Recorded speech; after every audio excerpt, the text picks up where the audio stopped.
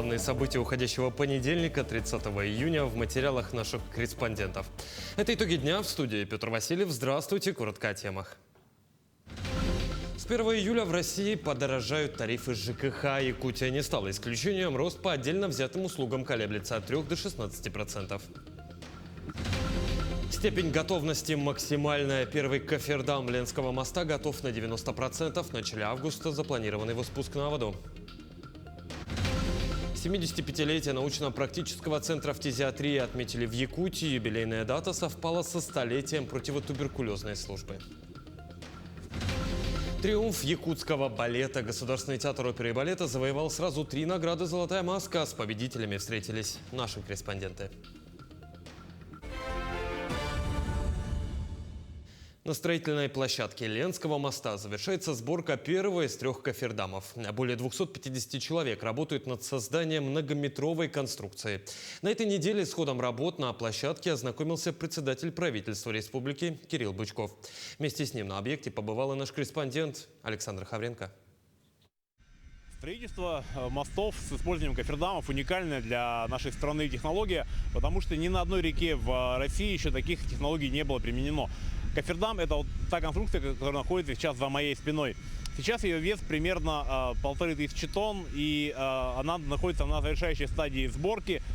Буквально в первых числах августа этот кофердам, это первый из 3 кофердамов, будет спущен на воду, заполнен бетоном, и тогда его вес составит почти 2500 тонн.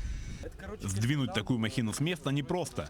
И тут на помощь строителям приходят технологии из области судостроения, при помощи которых на воду спускаются многотонные ледоколы, пароходы и военные крейсеры. Применяются аналогично судовому строительству пневморолик-мешки, которые перед спуском кофердама устанавливаются под основание кофердама, надуваются, за счет этого происходит отрыв и последующий спуск с использованием тяговых лебедок. То есть это технология из судостроения ближе, которая там часто используется. Она сейчас назначена и применяется для нашего кофердама. Спуск он недолгий, потому что много подготовительных работ. Больше всего это раскрепить, лебедки закрепить, сами подушки разложить, надуть. А сама технология обычно занимает сутки-двое по спуску. На завершившемся недавно в Санкт-Петербурге экономическом форуме у Ленского моста появился еще один партнер в лице Российского фонда прямых инвестиций. На форуме было подписано соглашение между республикой и фондом. И сегодня представители фонда прибыли на стройплощадку, чтобы своими глазами увидеть, как ведутся работы. Мы считаем, что в наших условиях сделаны все необходимые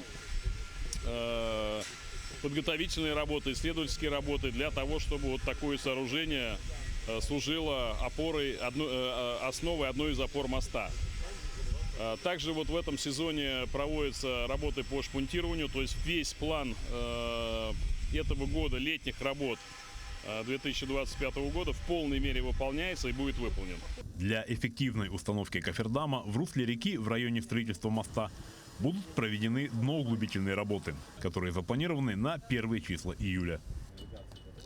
Александр Хавренко, Аэлита Махно, Якутск. С 1 июля в России подорожают тарифы ЖКХ. Якутия не стала исключением. Рост по отдельно взятым услугам колеблется от 3 до 16%. Во всех причинах и цифрах разбиралась моя коллега Ржана Гармаева. Удорожание тарифов – явление довольно обыденное. Цены на услуги ЖКХ повышаются ежегодно по всей России. Но от региона к региону процент отличается. Ведь индексация зависит от расчетов местных органов власти. В Якутии этим занимается Комитет по ценовой политике. Когда предприятия приходят на регулирование тарифов, они показывают свои фактические расходы.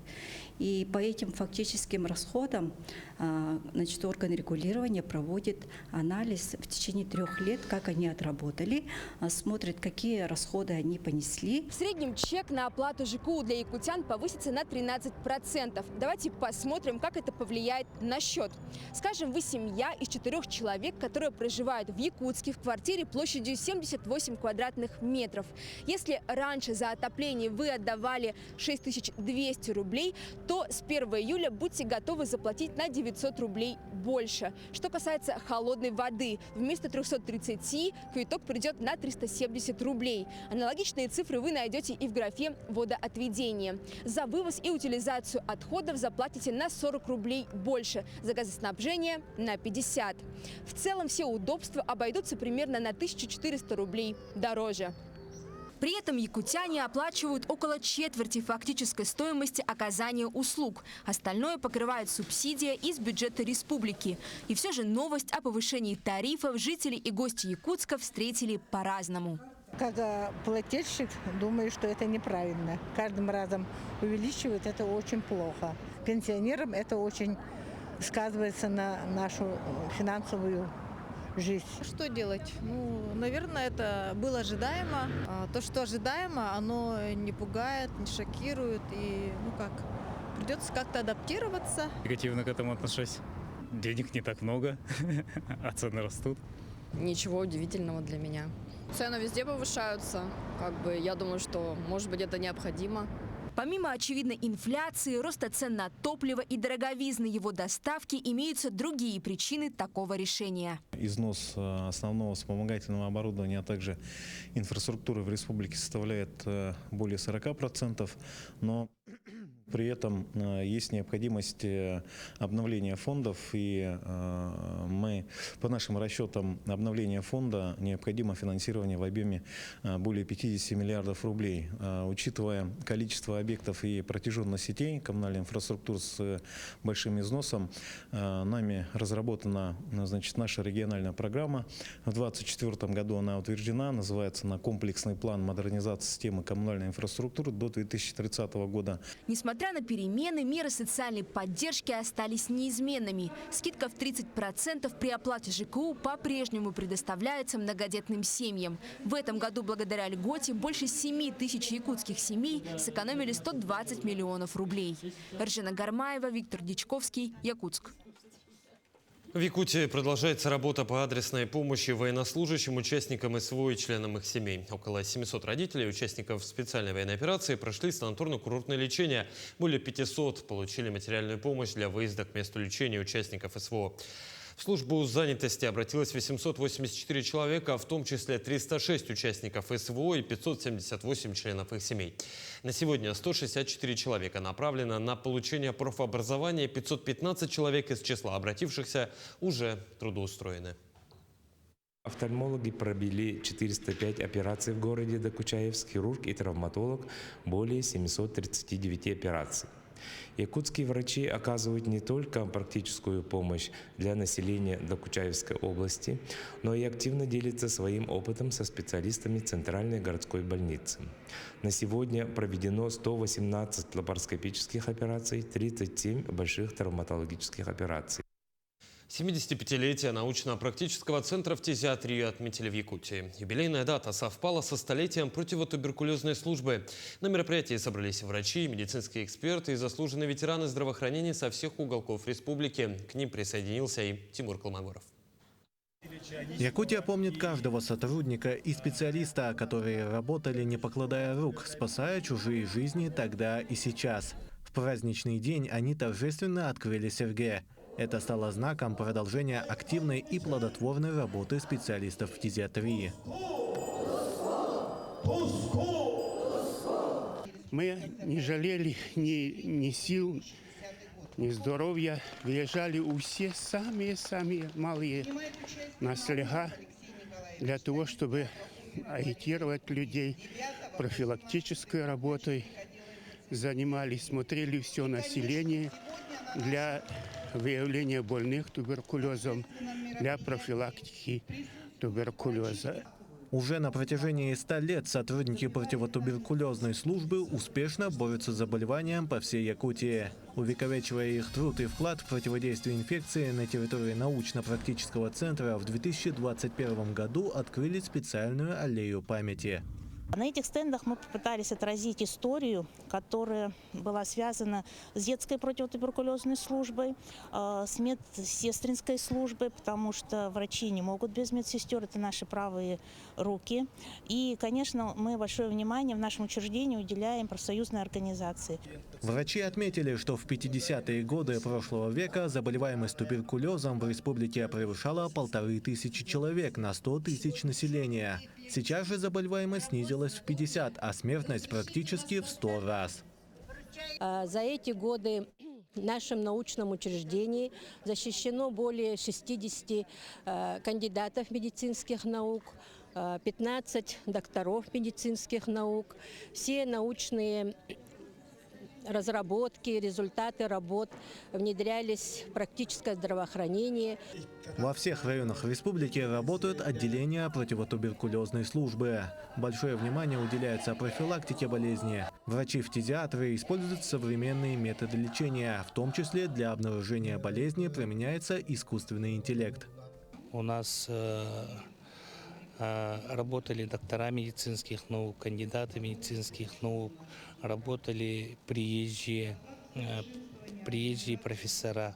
Поэтому вот все методы лечения наших пациентов были запатентованы. То есть мы на сегодняшний день имеем порядка 130 патентов.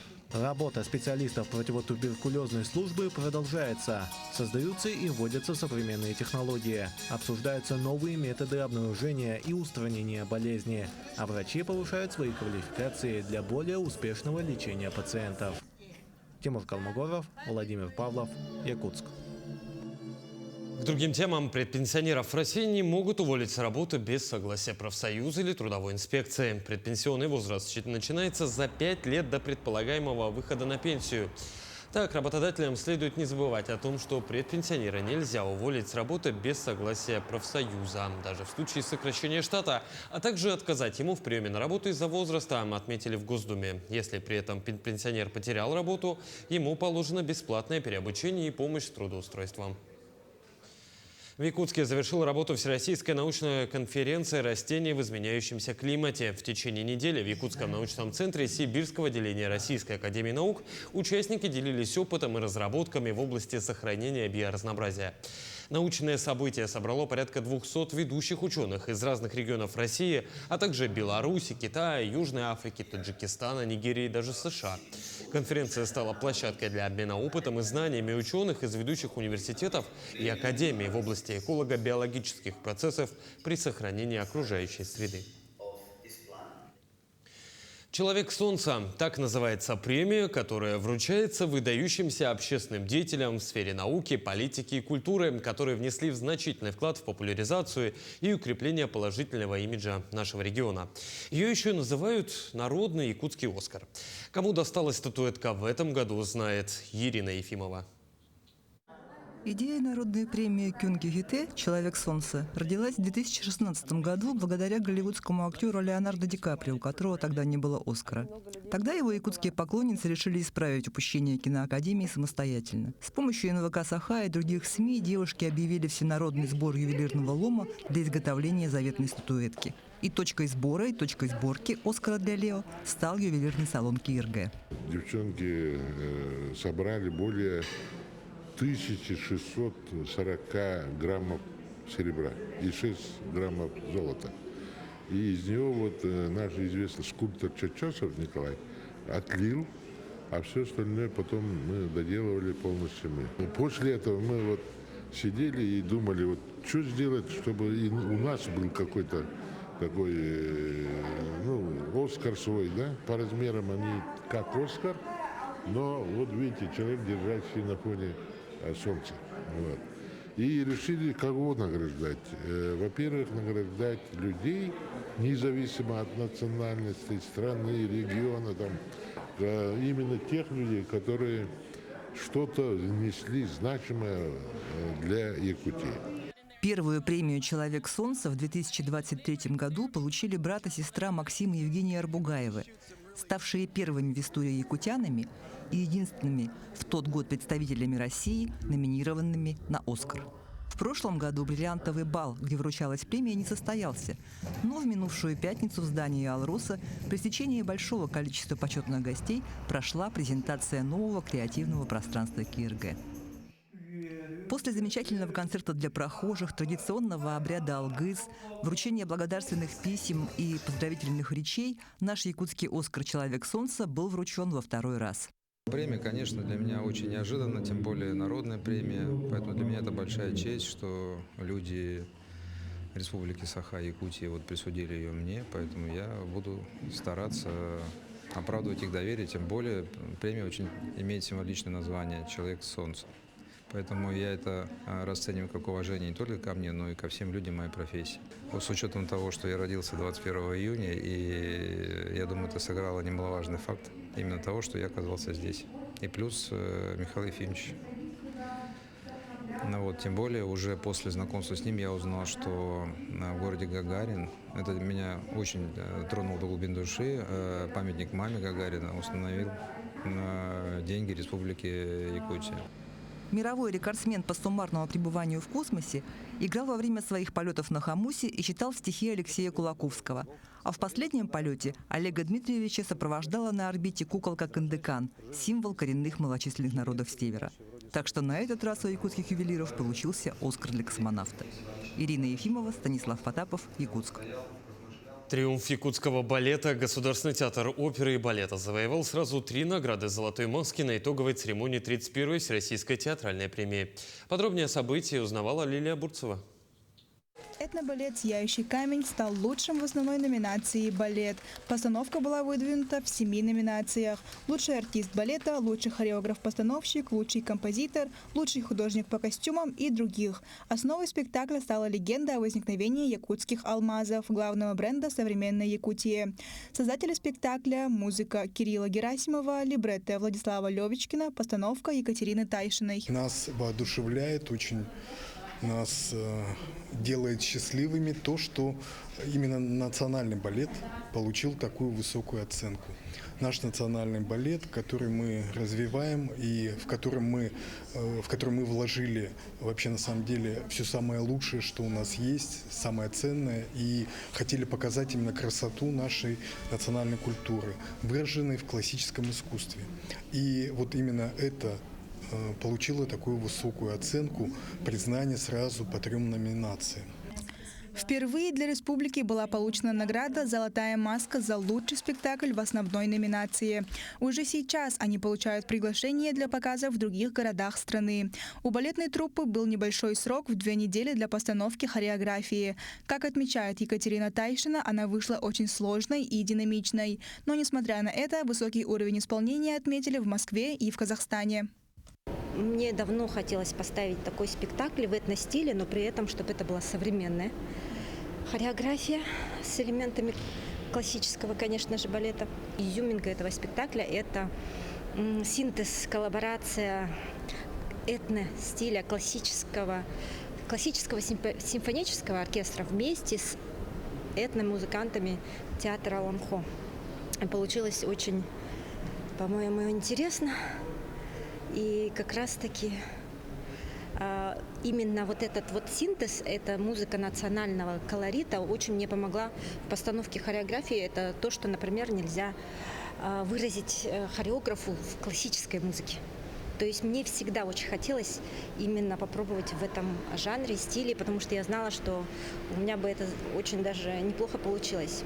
Немаловажную роль в создании спектакля играет композитор, который отвечает за музыкальное оформление. Работа Кирилла Герасимова, композитора балета, оказала значительное влияние на все представление. Балет на фольклорную тему, поэтому изначально подразумевалось принятие участия вместе с оркестром симфоническим и фольклорного ансамбля из театра Ланхо. Для меня стояла изначально, скажем так, проблема даже именно соединения академической музыки, симфонической с фольклорным ансамблем, чтобы это по стилю чтобы они не противоречили друг другу по звучанию. Уровень подготовки профессионализма продемонстрировала артистка труппы Мария Кузьмина, которая исполнила главную роль в балете и получила награду за лучшую женскую роль. Для молодой артистки эта награда – перспектива. И то, что она победила в номинации «Лучшая женская роль», доказывает высокий уровень якутской школы и балета. В балете «Сияющий камень» я исполняю главную роль сияющего камня. Для нас это очень сложный балет, технически получается. У нас там очень много поддержек сложных. Но работая каждый день над поддержками, над образом, мы добились прекрасного балета, и у нас очень хорошие результаты. В спектакле работа художника по свету позволила зрителям глубже понять характеры персонажей, подчеркивая нужные элементы их образов. Иван Шандровский удостоился золотой маски за лучшую работу художника по свету в музыкальном театре. Художника по свету работаю с 2020 года, вообще в целом в театре работаю с 2013 года. Ну, эмоции какие, у меня эмоции непередаваемые. Меня, как сказали, сразу и не поверили, мне пока лично в руки не вручили, уже и до сих пор не верю, на самом деле. Такое ощущение, будто сплю. Ну, это значит, что в правильном направлении двигаемся. И то, что у нас коллектив очень профессиональный, ценный, и, конечно, заслуга большая нашего зрительского цеха. Особенно важно, что победу в самой престижной театральной премии страны завоевала постановка, вдохновленная национальной культурой народа Саха. Это означает, что якутская культура, в частности наш балет, покорит еще не одну вершину. Лилия Бурцева, Семен Семенов, Якутск. В Алдане прошло открытое первенство по мотокроссу, которое посвятили 80-летию победы в Великой Отечественной. В заездах приняли участие мотогонщики из Алдана, Нерюнгри, Якутска, Благовещенска и Магадана. Возрастная линейка также впечатляет. Самому юному гонщику всего 10, самому опытному за 70. За полетами на байках наблюдал мой коллега Руслан Павлов. Мотоцикл – это всегда ассоциация со свободой, независимостью и полетом души. В спортивной версии ко всему прибавляются адреналин, мастерство и чувство невесомости. Алданская спортивная трасса с лихвой позволяет почувствовать весь спектр названных ощущений.